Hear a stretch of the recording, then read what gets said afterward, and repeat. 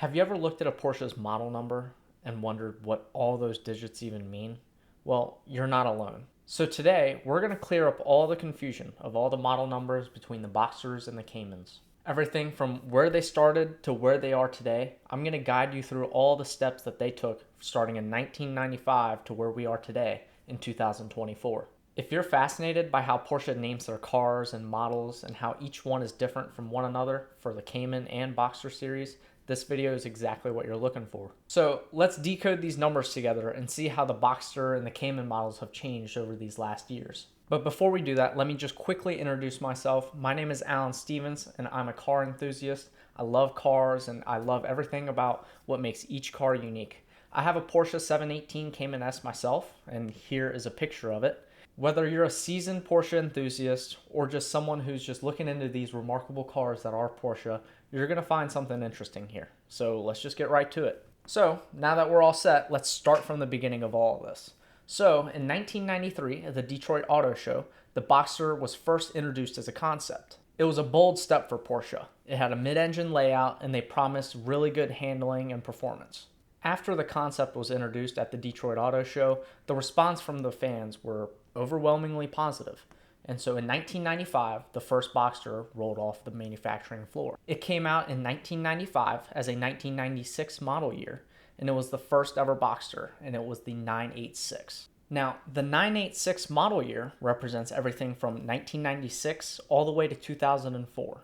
Although in 2002 there was a facelift. So the original 986 Boxster had a 2.5 liter flat six engine. The engine produced 201 horsepower and 181 pound-feet of torque. The 0 to 60 time was about 6.7 seconds and the top speed was 149 miles an hour. So finally in 2000 we got a Boxster S, which gave us the 3 liter flat six engine, and we got 250 horsepower and 225 pound-feet of torque. This would reduce the 0 to 60 time to 5.7 seconds, and then the top speed was 162 miles an hour. Now, in the original base Boxster, you could option either a 5-speed manual transmission or a 5-speed Tiptronic. But in the Boxster S, they put in a 6-speed manual transmission, or you could also get the 5-speed Tiptronic. Now, a few other differences in the Boxster S: you got some larger brakes, you also got a third radiator for extra cooling, and you also got dual exhaust pipes instead of the single exit. Now, in both cars, ABS was a standard option, but in 2002 there was a facelift, and they changed the rear window of the Boxster to glass instead of plastic, and they added a heating element. Now, Porsche would probably say this first generation Boxster was a success for them. Now, keep in mind the Cayman wasn't in existence yet. So, now in 2005, Porsche transitioned into the 987.1 model. Now, at the same time of the 987.1 Boxster being produced, the Cayman was first introduced into the world. Now, the Cayman is based on the Boxster's platform, but it has a hardtop instead of a convertible, giving it a more rigid chassis. Now, both of these models emerged from Porsche from a need to innovate and to capture the attention of a younger market. It offered a more accessible entry point into Porsche without sacrificing too much onto the performance and luxurious side of Porsche's reputation. So, the 987 Boxster and Cayman represents the second generation for the Boxster, but the first generation for the Cayman. Now, for the 987.1 Boxster, the base model had a 2.7 liter flat six engine with 240 horsepower and 199 pound-feet of torque. Now, if you got the Boxster S, you would upgrade to a 3.2 liter flat six engine. You get 280 horsepower and 236 pound-feet of torque. Now, the base model could accelerate from 0 to 60 in about 6 seconds, while as the Boxster S improved this time to about 5.1 seconds. So about 0.9 seconds shaved off there. And again, just like the 986 models, the base models had a 5-speed manual transmissions, while the S had the 6-speed manual transmission, but the Tiptronic was also available on both of these. Going into the 987.1 from the 986, they got refined interiors and they also got an upgraded braking system. Now for the 987.1 Cayman, not the Boxster, you would also use the same 2.7 liter flat six engine, but it would be tuned a little bit higher. So you would get 245 horsepower and 201 pound-feet of torque instead. For the S, you would use the same 3.4 liter engine as well, but tuned to produce 295 horsepower and 251 pound-feet of torque. So the Cayman models would always be tuned just a little bit more relative to the Boxster brother. The base Cayman had a 0 to 60 time of 5.8 seconds, and the S model could do that in 5.1 seconds. Again, just like the Boxster, you could get a 5-speed manual in the base model or a 6-speed manual as well in the S models, as well as the option for the Tiptronic. There was a few different things that happened going into 987.1 over the 986, and that was some of the suspension systems. So you got optional packages like the Porsche Active Suspension Management, which is PASM, and you also got the option for Sports Chrono. Now, in 2009, the 987 Cayman and Boxster got a little bit of a facelift. Now, they didn't change the model name, but this is how these are differentiated, is that it is a 987.2. So we went from a 987.1 to a 987.2. The engine upgraded from a 2.7 liter to a 2.9 liter flat six engine, which would produce 255 horsepower in the Boxster and 265 horsepower in the Cayman. And now the 3.2 liter flat six upgraded into a 3.4 liter flat six, and you would also get direct fuel injection, which is a huge bonus. And the Boxster S would have 310 horsepower, and the Cayman S would have 320 horsepower. One of the biggest changes going from the 987.1 to the 987.2 after the facelift would be the direct fuel injection. Now, this is a big bonus, gives you a little bit of extra power, but this is not the only big change. The next big change that happened was, instead of the Tiptronic, the PDK was introduced. Now, this is the Porsche's famous transmission, the dual clutch transmission.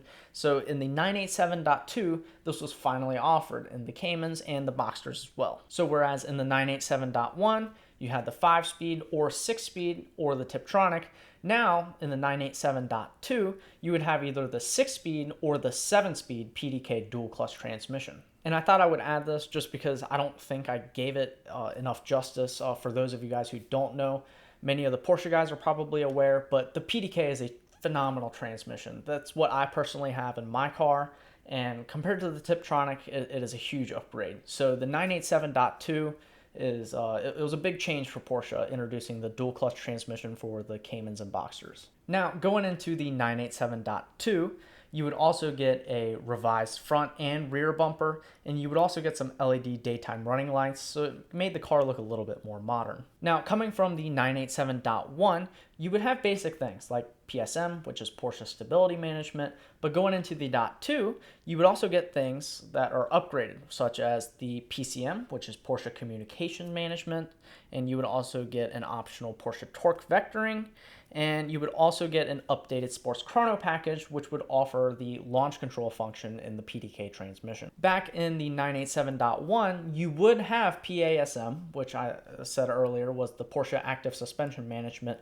but in the .2, it was refined and it was worked on a little bit to make it a lot better and more dynamic in various driving situations. Now, all in all, the 987.2 series of Boxster and Caymans brought up a lot of upgrades, things more power, more technology upgrades, and it enhanced the driving experience a lot more over the .1, although they are still both in the 987 series. And that's why they're differentiated with a .1 and .2, because it's different enough that it would constitute a different model name. So next up after the 987.2 is the 981 Boxster/Cayman. Now, this model was introduced in 2012 for the Boxster and 2013 for the Caymans. And so the 981 series had a wider stance, a longer wheelbase, which would improve the stability and handling of the car. They would also have larger intakes, and they would change the lights to make it look a little bit more modern. The interior saw a large upgrade going from 987.2 to 981. It was a lot more luxurious, and it looked a lot more driver focused. Now, going into the 981 model, there were some big changes for both of these models, for the Boxster and Cayman, but I'll get to them in just a second. Let me go over the base and the S first. So, the base Boxster had the 2.7 liter flat six engine that was found in the 987.2, which would produce 265 horsepower. The Boxster S got the 3.4 liter flat six with 315 horsepower. The base Cayman, 2.7 liter, producing 275 horsepower. The Cayman S, 3.4 liter flat six with 325 horsepower. Now, here's the big change for the 981s, okay? So they also introduced the GTS and the GT4 trim. So that was very neat for the 981. Now for the GTS models, they would use the same 3.4 liter flat six as they would in the Boxster and Caymans for the S, but they would deliver 330 horsepower for the Boxster and 340 horsepower for the Cayman. Getting the 981 GTS model, you would get the Porsche Active Suspension Management, PASM, as a standard, and you would also get Sports Chrono as a standard option. Whereas in the base and the S, there was something that you just had to pay and get the option if you wanted it. In 2015, a GT4 was released for the Caymans. This was not something offered in a convertible for the Boxster. So all GT4s are Caymans. And so this GT4 got a 3.8 liter flat six engine, which was borrowed from the 911 Carrera S. And this would produce 385 horsepower, and it would only come in a 6-speed manual. So this was geared towards more track enthusiasts rather than people driving every day like the lower models were. So across all of these models, the 6-speed manual transmission was offered, and the PDK was offered for everything but the GT4. The GTS had a few aesthetically different things going on. They had blackened by xenon headlights. They would also have different bumpers. They would have the 20-inch Carrera wheels in satin black as just a standard option. And the interior looked a little bit better. They had some Alcantara leather sports seats, and you just get the GTS badging. So it was a very well optioned out S, basically, essentially. And so the GT4, that's where things got a little bit more different. You would get the borrowed engine from the 911 Carrera S, which is very neat, and you would get more aggressive styling, a big fixed rear wing. You would have front and rear spoilers. You'd have a lower ride height. As of 2024, the last Cayman Boxster generation that we know of until the next one comes out is the 718 or 718, whichever one you want to call it.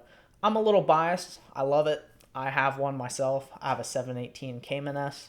But anyway, when the 718 was redesigned in 2016, it got a little bit more of a sporty look. It got a larger intake. The lights were redesigned to look a little bit more modern.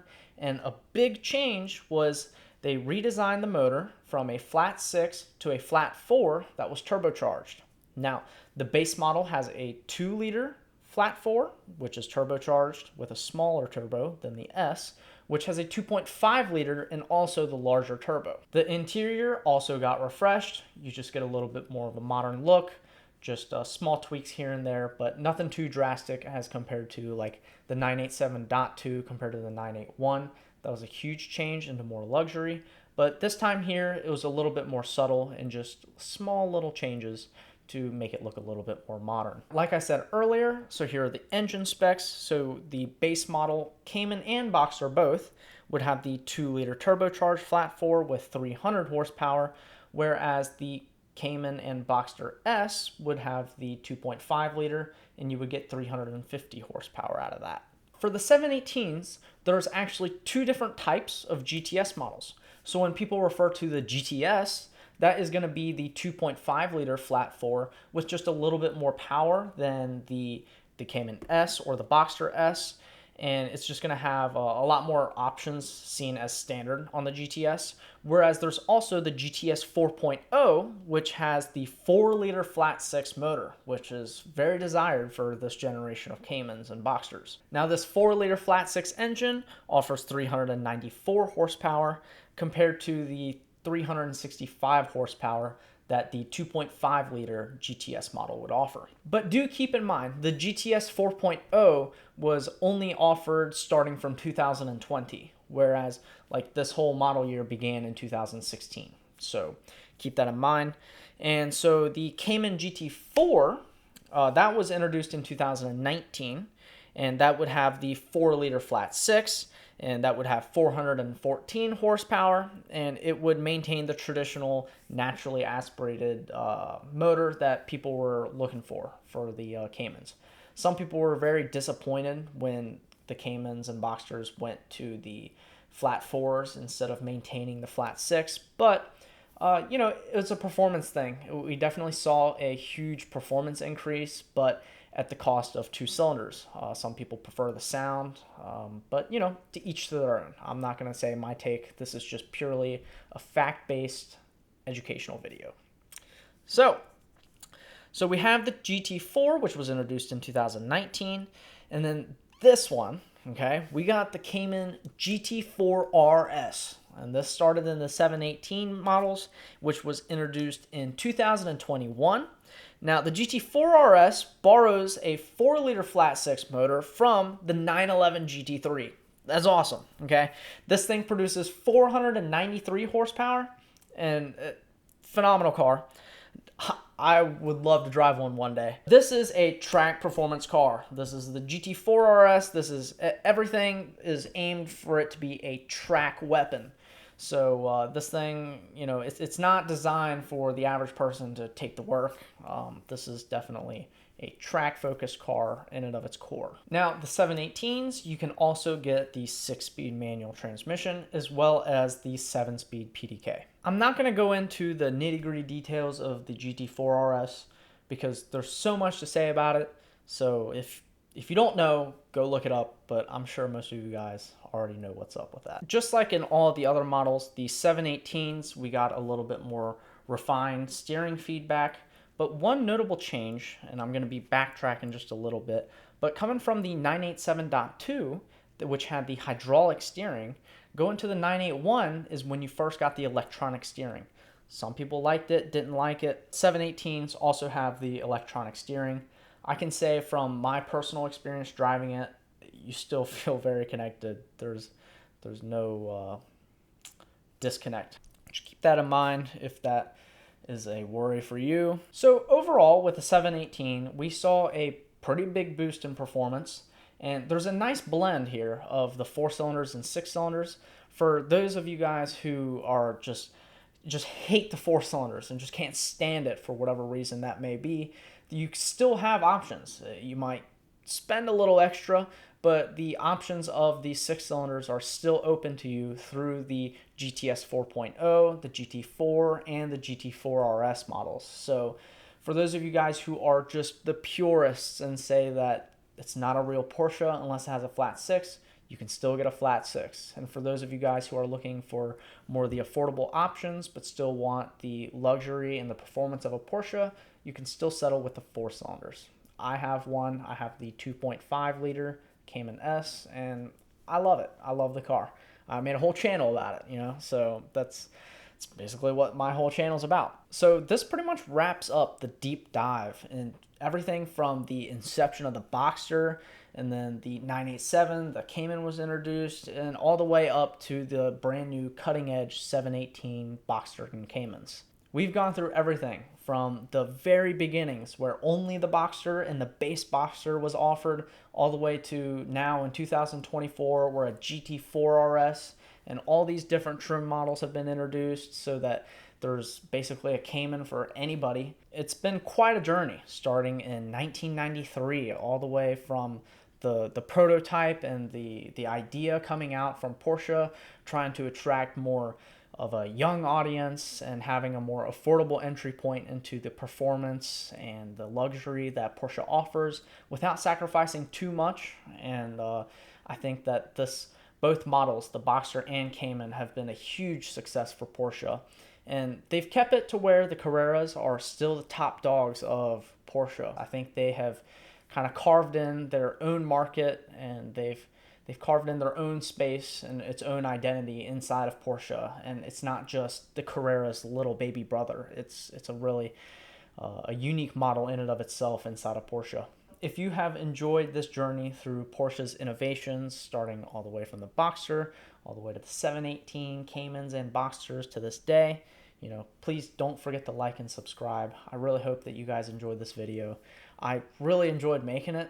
Doing a lot of this research was fun. Some of the stuff I already knew, and some of it I didn't. So I was learning a lot throughout this whole process of making this video. So I hope that I just taught you guys a little bit of something. I mean, even the seasoned Porsche enthusiasts, I hope that you guys learned something through this video. And if you did, let me know in the comments what you guys learned. And I also want to hear your thoughts and opinions on what videos you guys want to see in the future. So yeah, please comment and like, subscribe, turn on the notification bell.